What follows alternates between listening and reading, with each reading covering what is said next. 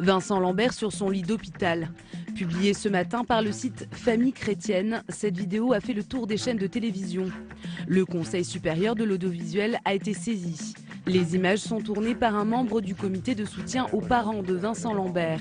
Elles démontrent selon eux que le jeune homme réagit aux stimulations. Depuis 2008, la famille se déchire sur la question de l'arrêt des soins du jeune homme tétraplégique. Vendredi dernier, la Cour européenne des droits de l'homme a rendu sa décision.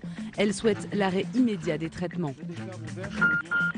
C'était prévu et c'est désormais confirmé. Le gouvernement Valls II doit être remanié la semaine prochaine.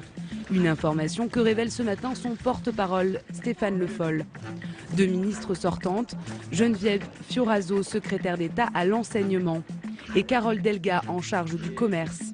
La première se retire pour raison de santé, la seconde pour se consacrer à sa campagne pour les élections régionales. Au nom de la parité, François Hollande a d'ores et déjà annoncé que les nouveaux entrants seront des femmes.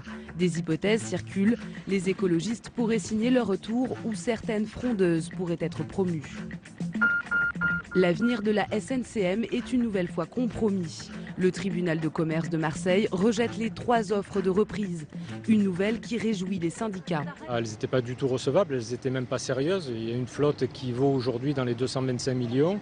Les offres étaient entre 3,8 millions et 5 millions pour la reprise. Du côté du groupe Transdev, autre son de cloche. Le propriétaire de la compagnie maritime a déjà menacé de liquidation totale. Toutefois, il confirme que ses bateaux assureront le service cet été.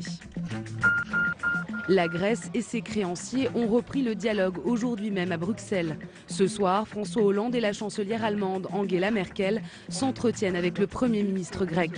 Pour la Commission européenne, les propositions sont encore insuffisantes.